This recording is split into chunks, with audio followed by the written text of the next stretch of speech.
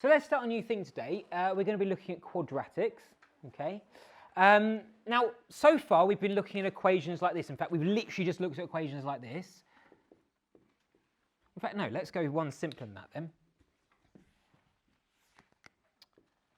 What would this line look like? So it's a line, y equals x. What would that look like?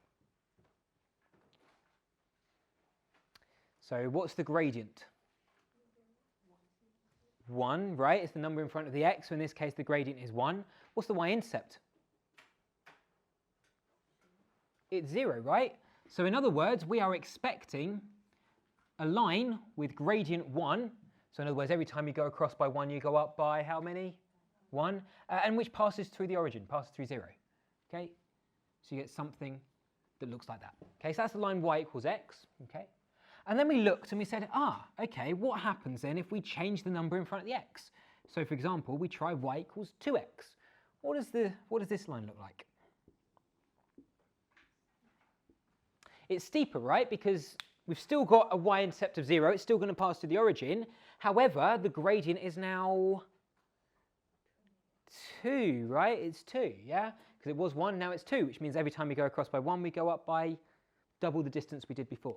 Okay, so we're expecting something that looks like this. Does that make sense? Okay, so we saw what happened when we multiplied by a number. Well, then let's take it back a little bit. Let's see what happens if we add a number. So what would y equals x plus 3 look like then? So what's the gradient? What's the y-intercept? So it's moved 3 up, right? But the gradient has remained the same as this one. Still gradient of 1, it's just 3 up now. Okay, so we get something that looks like this. So we're kind of looking from a geometric perspective. Okay, multiplying by a number, all that does is it just makes it steeper or shallower. Yeah? Adding a number, all that does, it just moves it up or down. Okay? So we've multiplied by a number, we've added a number. What do you think is next?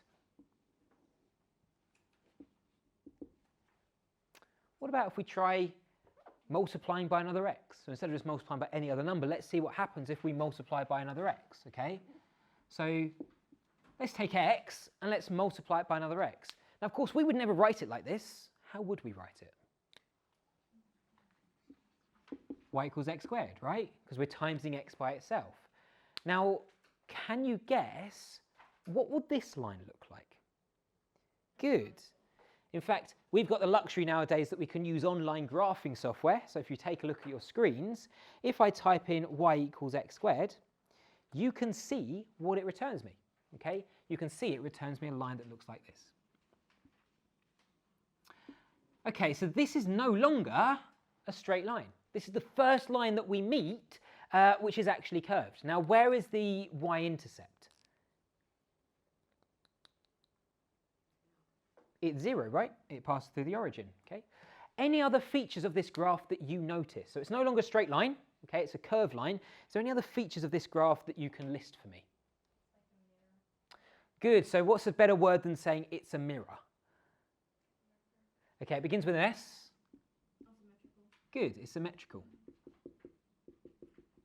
Okay, so it's symmetrical. Now, where is that line of symmetry? The y-axis, right? It's this line here. Better. What's the equation of the y-axis? Y equals 0. No, x equals 0. Good.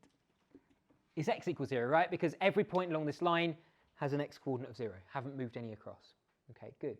Any other features? So we basically said that this side is exactly the mirror image of this side. Any other features that you notice? Good, so it's positive, negative? Strictly positive? No, it's your path. It also includes 0, right? In fact, it goes through the x-axis. It goes through the y-axis at 0, okay? So when we want to say it's positive including 0, any ideas for what we say here? Including the origin. You could say positive including 0, you're dead right, so including the origin. Or we tend to say non-negative. Think about it, that makes sense, right? It's not negative, so it's got to be positive or 0. That make sense? Okay. Good. Any other observations? It never ends. Good, so these two things will carry on going forever and ever and ever, just like this will carry on going forever and ever, this will carry on going forever and ever, okay? Will it ever turn again, do you reckon? No, so it only turns once, okay? So only turns once. How do you know it only turns once? Okay, yeah, good. So you know a bit about polynomials, which is what we'll get to, absolutely. Have a think about what these lines are actually doing. Imagine this is a roller coaster, right? And you start on your roller coaster over here, okay, and you're coming down, you're coming down, you're coming down, then suddenly you're coming up the other side. Okay, so do you notice that it switches from negative to positive? Okay, this is negative gradient because you're going downhill. Okay, in fact, everything on this side will have a negative gradient.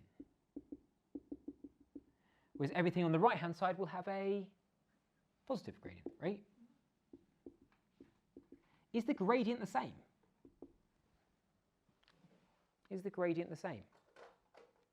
So here, with these lines, the gradients are always fixed.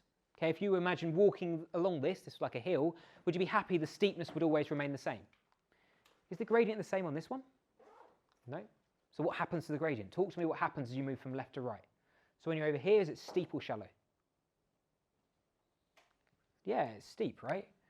So when you're over here, it's steep. Difficult to write sideways, okay. What about when you get here? It's much shallower, right? So it's much shallower. What happens over here? Still shallow, right? Then what happens over here? It's really steep, yeah, good. So basically you are getting steep. You're getting steeper when you're past this point, and you're getting shallower all the way up to that point, okay? So my question is, what about at this point here? At this point here, what would we call that point there?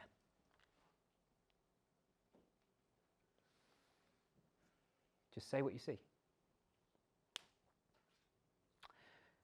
Would you be happy this would be a turning point? Right, because we literally have turned round. We were going down here, and now suddenly we're going up. So we must have changed direction, gone from down to up, okay? Anybody know a special word for the turning point? It begins with a V.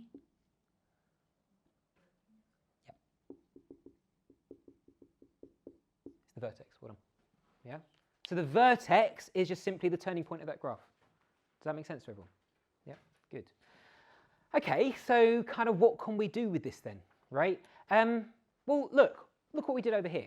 We tried multiplying by numbers, we tried adding numbers as well. Let's see what happens. So has anybody got a laptop on them? Yeah. Okay, so we've got a couple of laptops. Can you move to a table where there is a laptop for me?